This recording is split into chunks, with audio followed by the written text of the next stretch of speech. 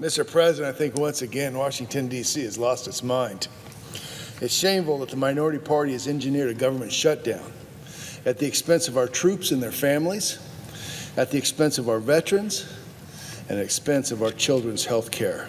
And to me, this is politics at its very worst. And just like every American in the public that's out there, I'm frustrated. I'm frustrated that I have to come to the floor, talk about Congress once again failing the American public by not doing our jobs. At the risk of sounding like a broken record, time after time, Congress has blown past our deadline to complete all the current fiscal year appropriations and have punted on our responsibilities. And now, today, the government has been shut down.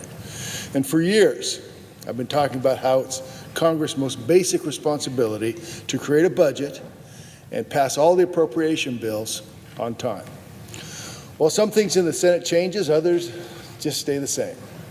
While the majority has been working to restore normal budgeting practices, I'm disappointed that my colleagues across the aisle have spent their time doing everything they can to avoid deadlines and to choose the routes of not working on appropriation bills and to shut down this government.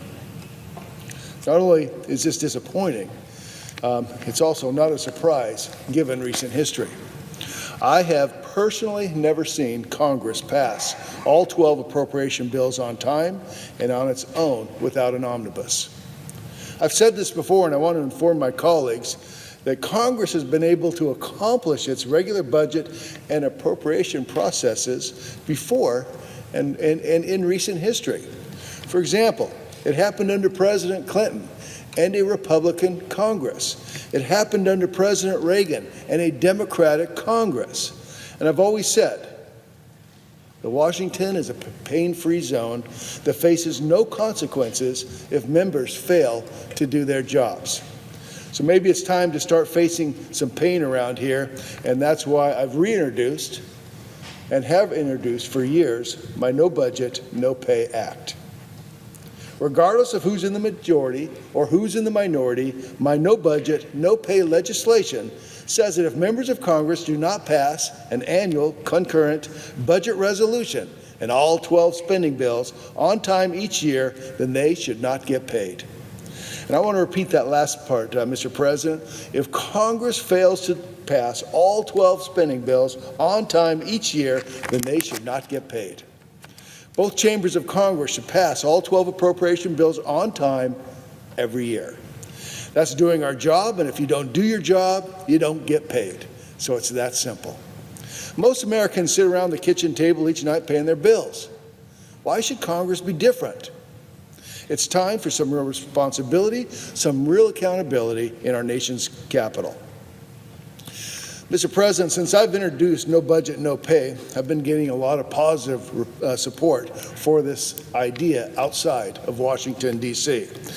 Ron from Reno, Nevada said, "I'm in full support of your stand on No Budget, No Pay because our spending is outrageous, it's ridiculous, and it's out of control." James from Henderson, Nevada said, "No budget, no pay is the sort of accountability that I expect from our nation's leaders." Until No Budget, No Pay is passed into law, I don't see any other way to motivate members of Congress to do their job and avoid the government shutdowns and the continuing resolutions in the future. We must pass the principles outlined in No Budget, No Pay. It will stop these ridiculous government shutdowns in the future, and it will stop members of Congress from being right back here year after year after year, making the same speeches and taking the exact same votes. Now, I would say to any of my colleagues who are tired of this whole process that has unfolded, regardless of what specific issues you're fighting for, support my No Budget, No Pay Act. And I believe that Congress can work together again, but it will take some accountability, like No Budget, No Pay, to get us there. Thank you, Mr. President. I yield the floor.